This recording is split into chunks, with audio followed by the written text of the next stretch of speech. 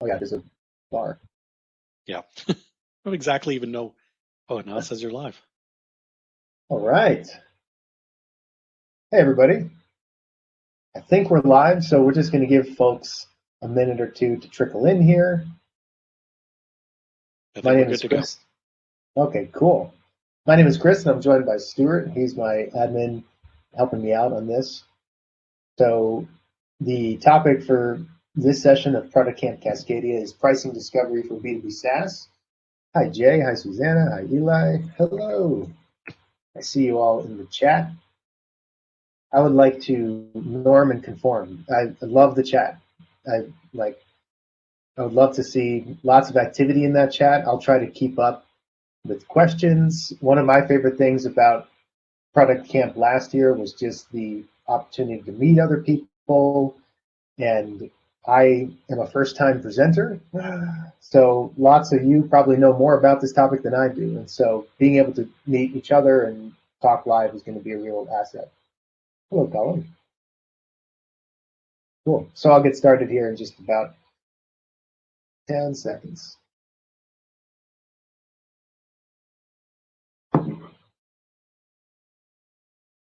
All right.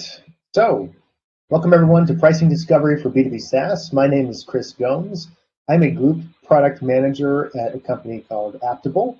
We are a Series A startup in the compliance automation space. But you'll hear all about that and myself later on as part of this presentation. One thing that I should have mentioned in coming up with the topic for this presentation is this is really pricing discovery for early stage B2B SaaS. And so what I'm going to talk about today is my personal experience developing a pricing model for our SaaS product as a Series A startup. This is an early stage product. And so what you will hear less of today, and I hope this doesn't disappoint anyone, but if you were hoping to figure out how do we layer in the next $10 million on our 100 million of ARR by optimizing our price, I applaud that, and I would be flattered if you thought you could learn anything from me about that. This conversation is about pricing discovery when you're launching new products and when there's a lot of ambiguity about, hey, what even creates value for our customers and how do we capture that value?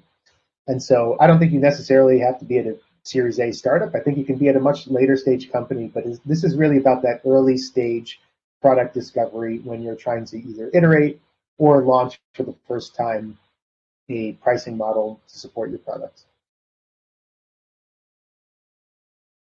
A few outcomes that I hope everyone has from today's session is I hope that you all feel a little less lonely. And I mean by that, I mentioned this at first, for those of you who hadn't joined yet. One of my favorite things about Product Camp last year was just the opportunity to meet other product managers and to feel like, yeah, other people are going through the same stuff that I'm going through. And I'm not in this alone. Product management can feel lonely at times. And so I want you to know that it's not just you. Pricing is hard. And I hope that you take some key learnings away from this, but I hope that you also just get a chance to meet other folks in the chat, jump in the chat, be active, be vocal, and that you feel like you have at least a few other people who are going through questions around pricing other than just you. I hope you walk away with exactly 2.7 pragmatic ideas for running pricing discovery. And finally, I hope as an outcome of this, you can go and create and capture some value, create value for your customers, and then capture that for your business. So I'm going to try to make this as personal as possible and share my story about running pricing discovery for our product. And this all kind of begins a while ago, back in 2019. 2019 feels like ancient history, so I had to go and look up like what was going on in the world in 2019. And so just as a reminder, the U.S. women's team won the World Cup. A bunch of people were talking about storming Area 51 and doing like the Naruto run. This feels like a simpler time. I don't know about you, but for me it does. And back in 2019, my company, Aptable, we were selling a product that provided compliance policies. And for those of you who don't have the luxury of being too familiar with information security compliance, the way you can think about it is we sold a set of template policies for various compliance frameworks. And so if you needed to get SOC 2 compliant, we could sell you template policies that would be good enough to get you to in the door with an auditor. And we sold it as a subscription model. It is a B2B SaaS product. And so we charged $15,000 for the first set of policies that you procured from Aptable, and which we then essentially hosted for you in our policy management software. Every subsequent information security framework that you subscribed to and got template policies for was an extra $10,000 on top of that. So maybe you started with SOC 2 and then you wanted to become GDPR compliant, and so you subscribed to those policies, and then maybe later on you wanted to layer in CCPA. It was just an extra $10K for every set of policies that you added onto that base package. Now, this is the flashback section of the presentation. So you might be thinking that this is like, I'm about to kind of convey ways in which this model is broken or didn't serve our customers or didn't serve our business. But actually, the first takeaway I have and the first learning that we had relating to this pricing model was a good one, which is that your pricing model needs to fit on an index card in Sharpie. And this pricing model certainly did. For an early stage B2B SaaS product, I really can't stress enough, just like the way that you would structure your AE's compensation and incentives, if you can't describe it on an index card in like a big blunt Sharpie, then it's too complicated. And it's not going to serve your customers well, and it's not going to serve your business, and it's going to create too much operational overhead. And so that was one thing that our old pricing model had going for us. It was dead simple. But there were certain problems that we knew at the time. And the first one was simply, it's not a great subscription model. And this was frankly more of a product problem than a pricing problem. But when customers got these templates and we were essentially selling them very expensive document management, there's not a lot of reason to renew, especially at 15 or 25 or 35K annually. That's not a small price tag. The other problem with this pricing model, though, is that not all policies are equally valuable, and the value to the customer of getting SOC 2 compliant or GDPR compliant may not be the same, and certainly doesn't have anything to do with whichever one you purchase first from your vendor. And likewise, all customers are not alike. And so even if we felt like, well, one of these policies maybe is more valuable than the other, each customer had a unique environment, and we were completely agnostic to anything about the customer except which frameworks they want to subscribe to. Thus began the great replatform of 2019 to 2020. And this is meant to be like a montage that's very flattering to our product team and myself in terms of how handsome we all are. But this was really a big change that we knew we needed to make in order to create more value for our customers and to really solve their problems around going through information security audits and compliance, agnostic to price. I mean, price was certainly one thing we knew wasn't working about our product, but this was really just a significant replatforming of the product overall. And so a date that is seared into my brain, March 2nd, 2020, is when we launched our new product, completely replatformed, targeted at mid-market B2B SaaS vendors, which essentially took policies and plugged them into a whole bunch of integrations so that you could actually ensure that those policies were being translated into machine-readable code and were being enforced in all of your favorite SaaS vendors, saving you time and helping you prepare for those information security audits. And the rest is history. It was just like clip art of people shaking hands and like stock photos of charts going up and to the right. And it was all just wonderful and successful from there. Of course, the reality is March 2nd, 2020. This was like that moment in True Detective when there's like a really creepy set of sticks that are tied together. And we were like, what is this thing that's looming on the horizon that seems to be coming for the entire world? And so without going and forcing anyone to relive too much pain and suffering there, obviously the impact on our business was small relative to all the pain and suffering that was wrought by the COVID-19 pandemic. But this was certainly a big headwind for us and our product and pricing and everything about that. So the question that we were really faced with when we were doing this re-platform was not just the product and how do we get the product to market into the hands of all of our customers, but how are we going to price it?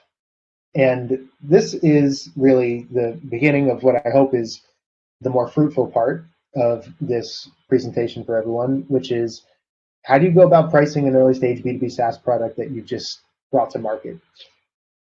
And honestly, the one really biggest recommendation that I have for everyone and for all my product manager patriots is that you should price your product the same way that you build it, which is through customer discovery. And that pricing is no different than anything else when it comes to your product.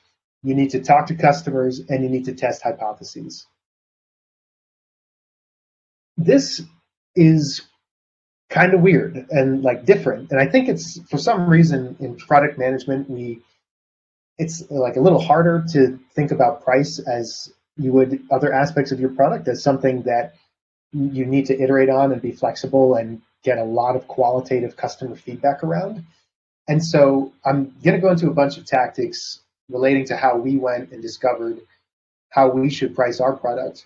But none of those tactics are as important as the actual paradigm shift here that I know that can be difficult, but you need to have candid conversations with real customers about how your product should be priced and what that price point should be. And it's going to get weird.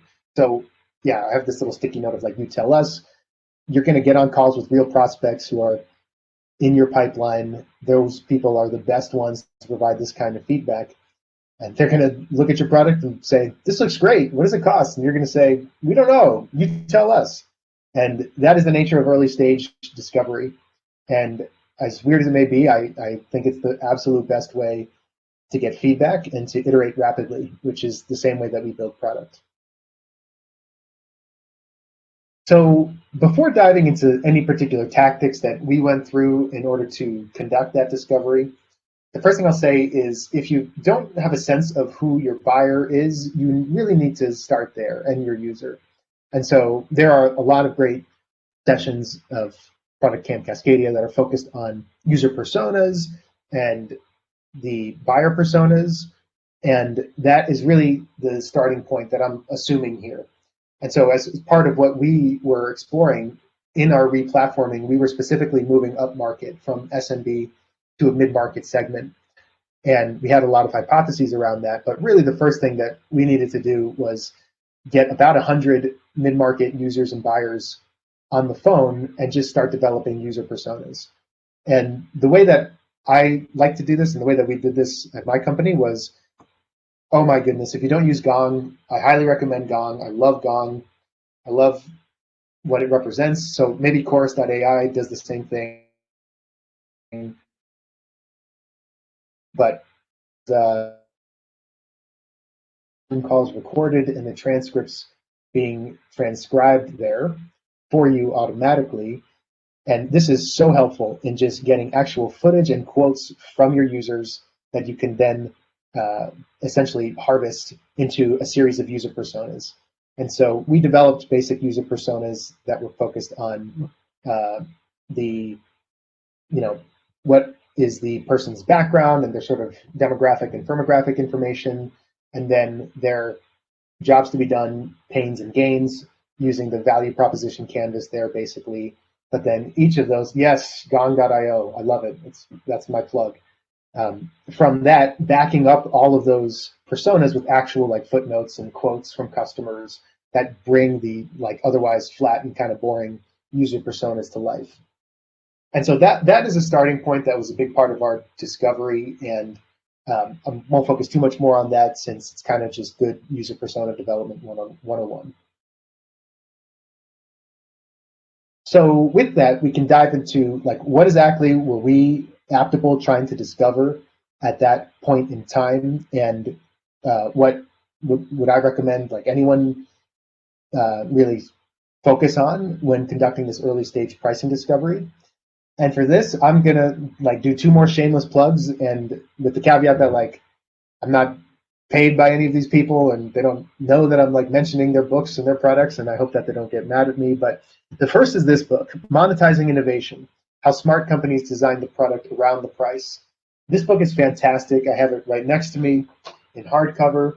There's a few chapters in particular that are I have like heavily dog-eared and marked up, chapter 1 and chapter 4, that were really important as we conducted this pricing discovery. And so I highly recommend this if you're doing anything around pricing. The other resource, which I am like kind of embarrassed to say how heavily we relied on this resource, because at the end of the day, it's content marketing collateral, but it's like really freaking good, is this ebook by Price Intelligently, The Anatomy of SaaS Pricing Strategy. And again, I don't like this. I don't get paid by this vendor or anything. They have no idea that I'm like hawking this. But yeah, this is an ebook. I'll send everyone the link afterwards. And it's pretty in-depth. It's like 150 pages. And they do a really good job of, yeah, that's the monetizing information. Thank you, Stuart. And then the Price Intelligently, if you just Google Price Intelligently, it'll come up pretty quickly. But these 2 resources were basically like our Bible as we were kicking off this pricing discovery. And so monetizing innovation is not unique to tech products. It's really just about, it's like just a really great primer in pricing theory in general, everything from like supply and demand curves to bundling and packaging and everything like that. And then the anatomy of SaaS pricing strategy is a lot more specific to SaaS. And so what are you actually trying to discover when you kick off this pricing discovery? For us, and I highly recommend for you, you are trying to discover your value metrics. Your value metric is that usage-based aspect of your product that scales with the value created for your customer. And so you can think of this as like when you're looking at like a pricing chart, the per blank part of the pricing, the per widget part of your pricing. What is that widget is what your value metric is. And most pricing models for SaaS actually have multiple value metrics at play, although there might be like a marquee value metric that really drives the bulk of what you're paying. I see that Neil worked with Price Intelligently. We have like a they do like really good like half-hour consulting sessions where you just sit down and kind of talk about what you're doing, and they make some recommendations, and then it's lead gen, and it's obviously just like lead qualification for them. I think ultimately they sell like a consulting service, but it was really great. Like just a half hour, it was a free consultative call, and I really appreciate that. So I highly recommend their service. Okay, so let's talk more about those value metrics. And this is a puzzle. This is a game.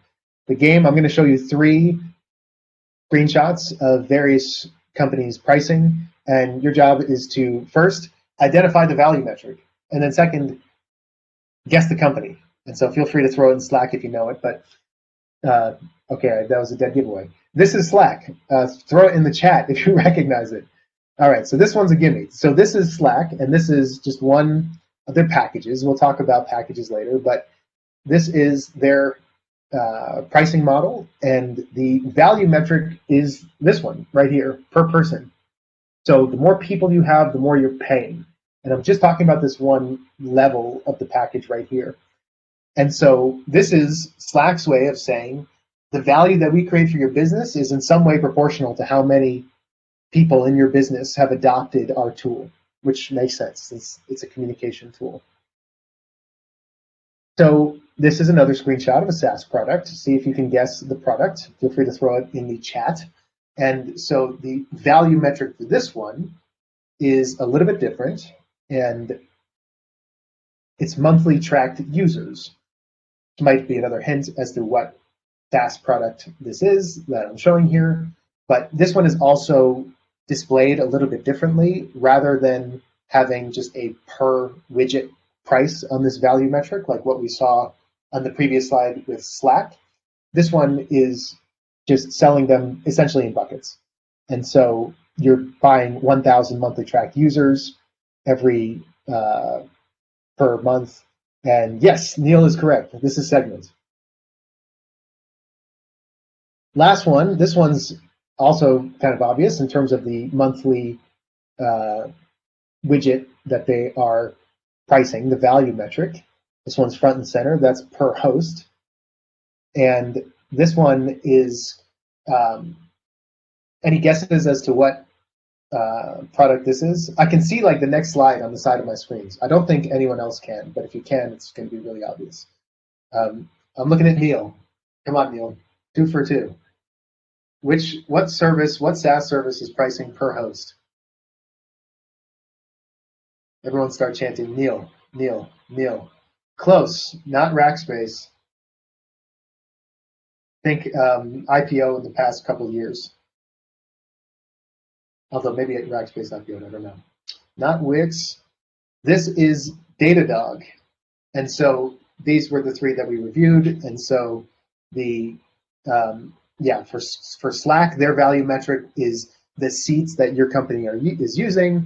For Segment, the value metric is the monthly tracked users. How many visitors are coming to your site that you are tracking through all the various vectors that Segment offers. And then Datadog is how many hosts are you monitoring. Now, I see that there's a delay in when the chat reaches me. So sorry if I've not been a very fun host in interacting with chat in that way. But so yes, this is the value metric for these 3 companies. Now, the one thing that you might already be thinking, or if you like go visit the pricing pages for these 3 services right now, is, wait a minute, I'm pretty sure the pricing is like way more complicated than this for each of these 3 services. And I feel like the cliche in SaaS is that like every company has like the good, better, best, and like the 3 columns, and like where's the 3 columns here? And in fact, if you were to go to Slack or Segment or Datadog's website, you would see that they do have a much more complicated pricing structure, and they do have the good, better, best, or even a free tier in the event of Segment and Datadog, actually. And this is another great term. This is a screenshot from the Price Intelligently product collateral. The widgets is what we're talking about here on the left, that value metric of how many people or whatever it is, or how many hosts, or that is the value metric. Everything else that is on those pricing sheets, to keep it simple, you can think of as packaging and positioning. And so packaging is what is included, what is packaged together. And then positioning is like, okay, we have good, better, best. We have free, scale, and enterprise, or whatever it may be, going kind of left to right. So this is kind of this was a helpful diagram for us from that Price Intelligently guide as we were going through. And as a reminder, we're really just focused on that value metric right now. Packaging and positioning will come later and really should be derivative of that value metric. Now, I haven't said yet, like, why am I hounding on the value metric and why do we feel like that was so important for our business? But people who are way smarter than me have like drawn graphs that show this. But basically, your value metric is so important because ultimately net revenue retention in SaaS is so important, and getting people using your tool and then expanding over time as a subscription business, expanding their usage, that is going to really help to grow the lifetime value of that customer relative to a fixed customer acquisition cost in a really powerful way. And so your value metric that you're looking for in discovery should be easy to understand. So it still has to pass that index card test. It should align with your customer's needs. We're going to talk more about that in a second. It should grow with your customer. So think about everything that we just talked about before with Slack, Segment, and Datadog. The number of seats, well, hopefully your employee headcount is growing. The number of visitors to your site, hopefully that's going up for Segment. The number of hosts that you're monitoring for Datadog, also important. So that's where you get that good net revenue retention and that revenue expansion over time. And then the last one, this is not in that Price Intelligently guide, but we added it because again, we're talking about an early stage SaaS product. It needs to be easily audited by you and your customer. And we added that because when we were going through this process, we were throwing out some ideas that we just realized like we weren't savvy enough to track them, and we didn't have our analytics set up in such a way that it would be easy. That was the least of our concerns. Like we knew we could quickly follow if we discovered a value metric that mattered. But ultimately, you do need a really clear way that customers and you as a business can audit a customer's use of your value metric. Okay, so we talked about what you're trying to discover, and now we need to talk about like how do you go about discovering it, and what did we do when we were trying to uncover something that was both easy to understand, aligned with our customer, grows with the customer, and is easily auditable.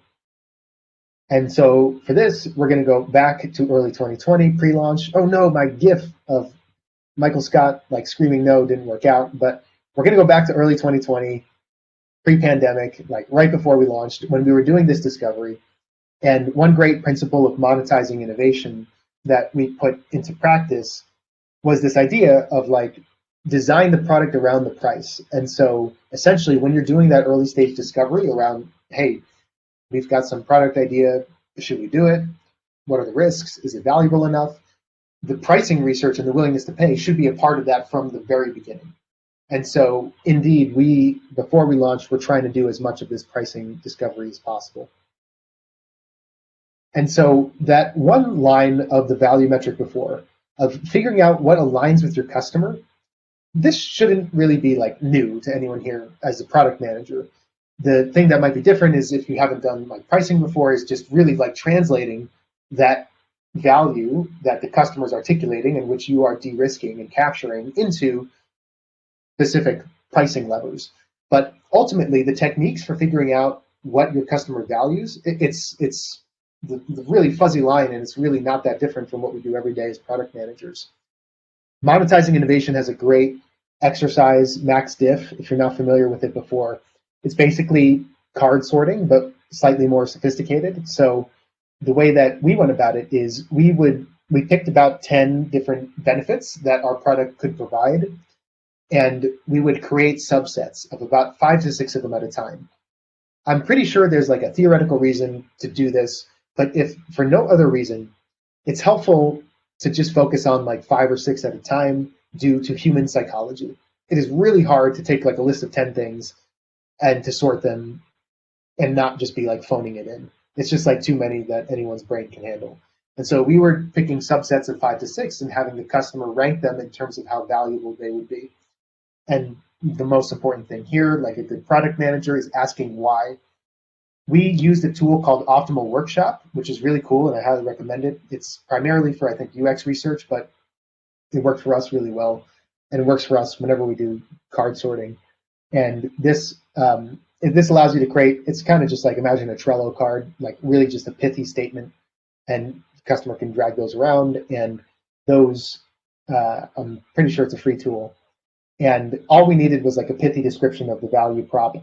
Sometimes we would experiment with showing features or like prototypes or mock-ups if we felt like it was easier for the customer to just speak to the solution space as opposed to the slightly less tangible problem space or the benefit or the value proposition.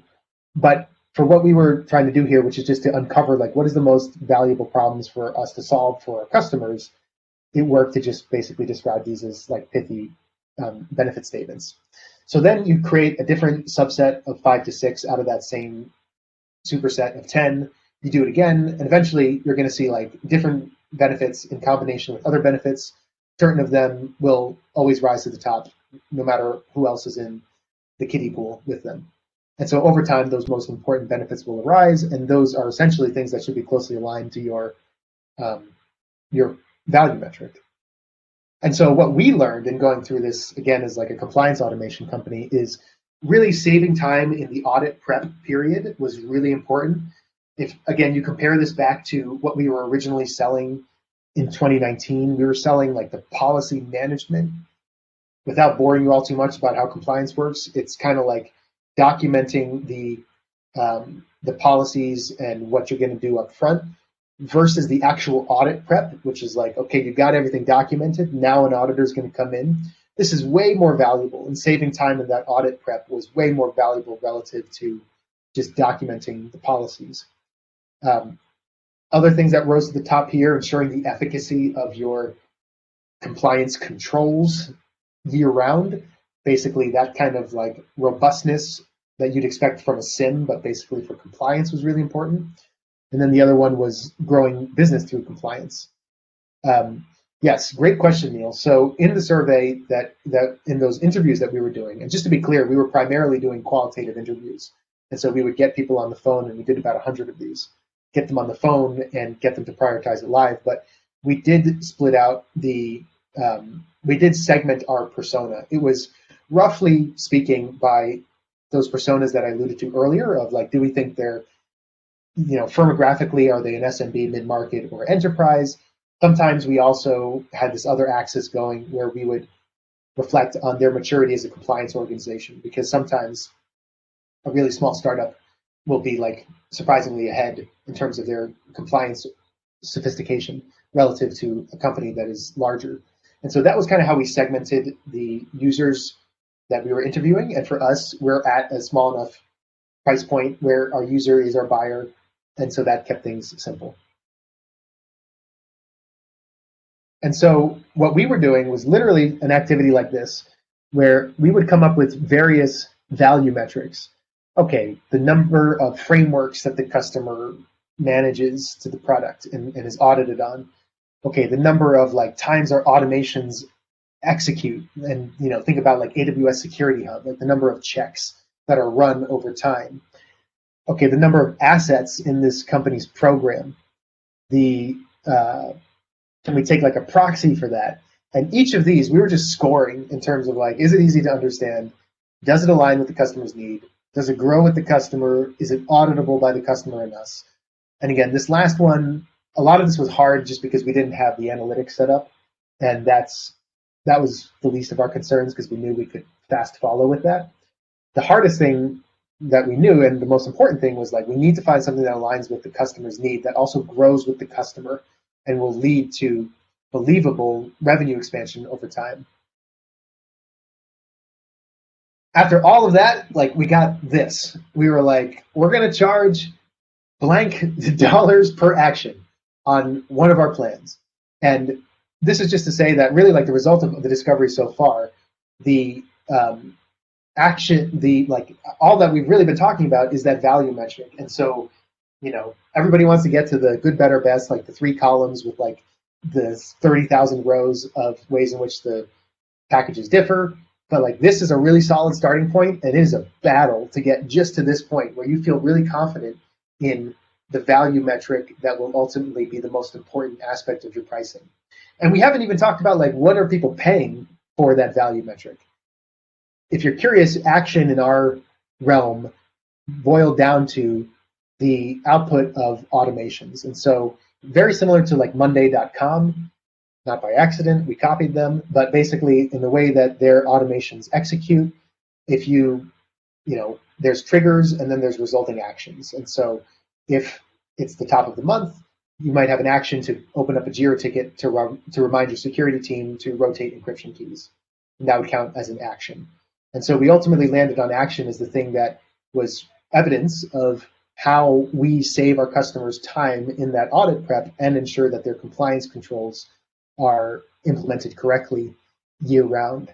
And it grows with their business because the number of actions are going to grow as your organization becomes more and more complex, and you have like more endpoints and more servers and more people and yada, yada, yada. But that's beside the point. The point is, like, at this point in your pricing discovery, you've gotten this far, you don't even know what dollar to put there yet. And so that's where you have to figure out next, okay, what do we actually charge? And it requires some discipline to put this question aside. It's like, this is really fun to ask and really fun to figure out. And we certainly cheated at times and like jumped ahead and asked this question ahead of figuring out our pricing metric. But this is really, in the sort of purest view, like less important than figuring out the value metric.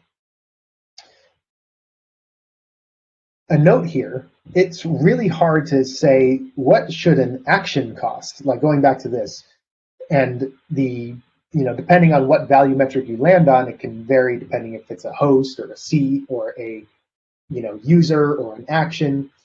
The marginal cost of one of these things might be really low, so you might be like on the order of 10 cents per action. And so trying to get customers to give you good information on like how valuable is one action for you could be really hard. And so this is where quantified buyer persona really help. And this was where we kind of went back to that initial segmentation, and we said, okay, let's create basically a quantified description of what these personas actually represent in terms of the behaviors and the scope of their organization that's relevant for our pricing metric. In fact, we had like lots of different ways to quantify these personas beyond just our pricing metric, but just focusing on like at some point we needed to arrive at an estimate of how many actions per month would the typical SMB customer incur? What about the typical mid-market customer? What about the typical enterprise customer? And so that's all I mean by quantified buyer persona is take those user personas that you have and develop them into what's the quantifiable behavior of that persona. So from there, we could figure out what's their overall willingness to pay and then essentially back into a price for our value metric. And so this is where you need to have some explicit conversations with your customers about price and opening their wallets. And I highly recommend really two takeaways here. The first is you need to be a good product manager, and you need to know that like no one's ever going to know what their real willingness to pay is. I couldn't really tell you what an iPhone is worth to me. It's like really hard. And so no one's actually going to give you the best data by just telling you. But there's lots of survey methods, qualitative and easily quantifiable methods that you can use at scale to try to approximate it. But still, in my opinion, the best thing to do is to really just understand what value is created for the customer and can you quantify that? So can you quantify the headcount that it allows them to defer? Can you quantify the time savings? And then, well, what's this person's hourly wage and how much of their life are we giving back to them by saving them this time? Or what's the cost of the status quo? This is like how insurance companies price, but like what's the impact and likelihood of a breach, and therefore what is the customer willing to pay in order to mitigate that risk? Those kinds of tactics, I think, are really important as product managers to actually back into, well, what is this really worth for them? Having said that, it's also really valuable to just have some very straightforward conversations.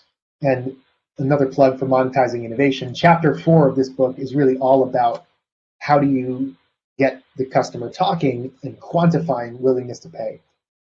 A few things that we explored here, like asking them straight up, basically at the end of one of those max diff card sorting exercises, when they've created like a bundle, and you say, all right, let's take the top 3 features here, the top 3 benefits.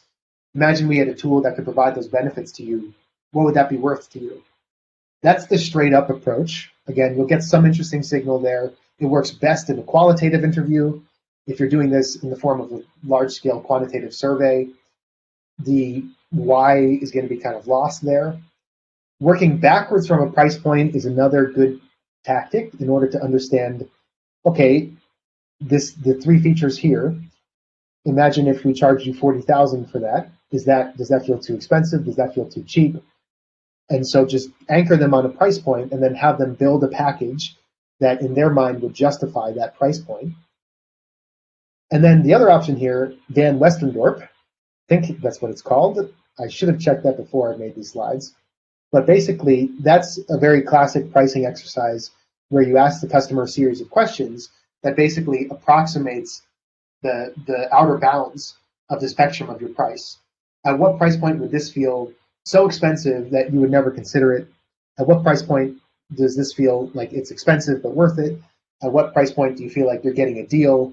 At what price point do you feel like this is so cheap you would actually question the quality? And at scale, you can actually plot the answers to that and create a nice pretty graph, and you get like a nice band of your target buyer's willingness to pay. We did not go that far. We did not create like a really sexy graph or anything like that, but we just asked these questions and they elicited just really great conversation that helped us anchor on an overall willingness to pay. And so that's kind of how we would back into, and this is not actually our pricing or anything, this is just illustrative. This is how we would back out into kind of like an overall willingness to pay. It's easier for customers to talk about that. And from there, we can do some math and figure out what does that mean for a value metric. And this, if you haven't sort of inferred from how this is laid out, this is essentially how you get to your various positioning and packages. That 3-column good, better, best. Basically, each of those plans it should be something that a given persona can look at and say, that is the one for me, and I'm this person. And really great companies that do this well have logos that correspond to each of those plans and can have like, this plan is best for X person or X company. And so the other thing I'm illustrating here is that like I've snuck in a platform fee, which is frankly a hedge for us at this point, so that we're not anchoring everything on the price of that value metric. And that's something that we're figuring out and constantly iterating on. But essentially, each of these positions, it's up to you to then discover what are the other value metrics that might be interesting and might drive an upsell into a higher plan. And is there like various modules that would be included in one or the next? And so that's all I'm referring to here by that platform fee. And then in this simple illustration, whatever is left over from that overall willingness to pay, you can then back into a price per action. So fast forwarding a little bit to 2021, we did all of that pricing discovery. We front loaded a lot of it in the launch of our product, but honestly, it was ongoing constantly. And we were constantly revising and revisiting our price and having a lot of qualitative conversations. And fast forward to today, March 5th, 2021, and now we have nothing but like handshakes and up and to the right and, cliche photo stock images like this. Just kidding, fast forward today, and time is a flat circle. And we're still working on our price and we're still iterating on it. And the reality is this is never going to be done. It's something that is a lever that we expect to tweak constantly in order to optimize the way that we create and capture value for our customers. And there's a lot that we're still figuring out. And so we still to this day employ a lot of tactics in order to feel like we can safely explore topics of price with our customers and run various experiments. The ideas that we leverage on a regular basis to foster learning and experimentation that I'd like to share with you. The first is like, for us, again, early stage, Series A. So not everyone's at this stage, but even if you're a later stage company, if you have an early stage product, think about partnering and not selling. So when you're on the phone with the buyer and you're trying to understand what creates value for them, just put the fish on the table and tell them we're working on pricing. We want you to be a partner in figuring this out and figuring out what will work for you and us. And so we're very explicit with customers in that a lot of this is still a work in progress. Tell us what resonates, tell us what doesn't resonate. Customers are never going to love like paying more. So you do need to put on your product manager hat and take everything they say with a grain of salt and ask why a lot and get to like, what's the underlying reason it's working or not working. Offer what I'm calling here training data periods, where basically that value metric that we have of actions, what we say to customers is, hey, the first 3 months, you're going to have unlimited actions and they're not going to be priced. You're just going to basically be able to figure out how well this works for you, and you're going to be able to figure out how many actions you're using, and we'll right size you onto the appropriate plan if you realize, whoa, we're using 1 million actions a month. That's way more than I ever anticipated. Ceilings is another good, basically, like guarantee that you can offer if you're in those early stages of figuring out a pricing metric so that the customer feels some comfort in forecasting. That is something that is really important, and we didn't really talk about this, but the segment pricing plan was selling basically monthly visitors in packages, in installments. And that is a really good way to help overcome the objection of, hey, I need to be able to forecast this. And I don't know how to forecast our growth in X area. And so you can work on developing packages and just anchor the customer on a series of packages. where you can basically guarantee that, hey, if you trigger overages over and above this package, then we'll talk about it, or maybe in the first year we won't even charge you for it. And then lastly, this is not really strictly related to pricing, but it's another good reminder that pricing is just like anything else in product, that you need to iterate, you need to remain flexible, you need to talk to customers constantly, and you need to run tests. I highly recommend writing a PR FAQ. This, I think, originated from Amazon, but you can just Google like PR FAQ, and there's a great Medium article. But really, it's about writing an internal press release. It's not the actual press release, and then a frequently asked questions section.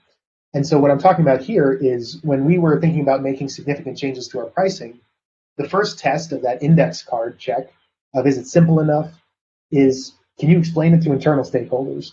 And so I wrote a little press release saying like, AP Newswire, San Francisco, like Aptable today announces brand new pricing that works for customers and works for its business. And it's easy to understand. And it works like this. Per action that is triggered, you pay a marginal cost. There's a platform fee based on your usage of certain modules. And then just circulate that internally and start the conversation about, through internal stakeholders, can they get aligned to it? Does it resonate with your go-to-market teams and your customer success team? And we use that on a lot of our product launches as well as a way to, it's frankly a discovery mechanism to understand if we can't get other colleagues excited about this, then that might be a red flag. But also just as a way of broadcasting what we're doing very early in discovering. And pricing is just like anything else. You need to iterate, you need to remain flexible, you need to test. So with that, I wanted to offer a few thank yous. Susanna Axelrod is a product management coach, and she is my product management coach, and she's fantastic. And I highly recommend coaching. It's like something I believe very strongly in, and mentorship. And Susanna is fantastic in coaching and mentoring PMs. And so check out her website. Ryan Curtis is a designer on my team at Aptable, and I just like blatantly ripped off all of these fonts from him. Like, this is way cooler looking than anything I would have created. And I just like borrowed all of his, I don't know, like fonts and italics and things like that. Henry Hund is our VP of Ops at Aptable. And a lot of this pricing work, and I think this is true of other companies, is at the intersection of product and biz ops. And so a lot of these really good ideas come from business operations, and for us came from this fellow right here, Henry. And the value that a product manager brings to the table in that conversation, though, is this value metric needs to fit with your customer's needs. And that is so, so close to the core discovery that product managers are responsible for, that it's really like, it's got to be a unison of biz ops and products. Two resources that I mentioned earlier in the deck. Monetizing Innovation is a great book, and this Price Intelligently piece of content marketing is like embarrassingly good. And the last plug I'll make is I has a Substacks. It's called First Product Hire, and it's for folks who are going through that unique adventure of being the first product hire at their company. And like everything that is exciting and everything that is absolutely terrifying about that.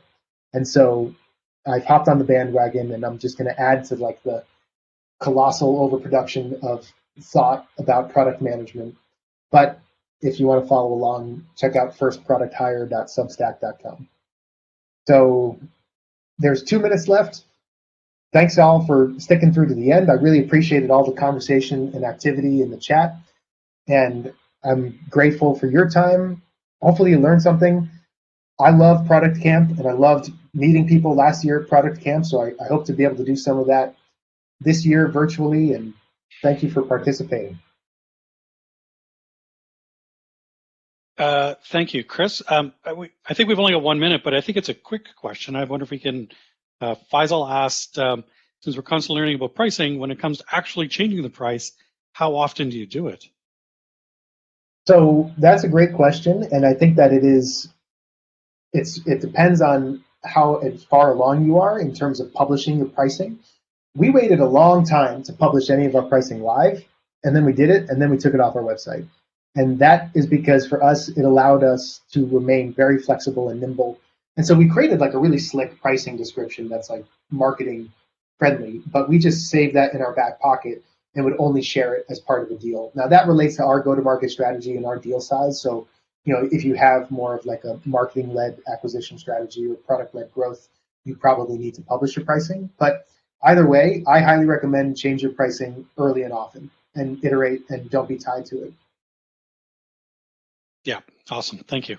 Okay, I think we're out of time. Thank you for that, Chris. I always love a good pricing session. This checked all the boxes. So thank you for that. Good energy, good participation for everybody in the chat channel. So thank you, everybody, for attending. And I think we're done here.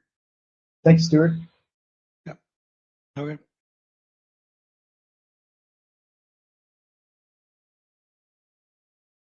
You hit stop broadcast. Oh, there we go.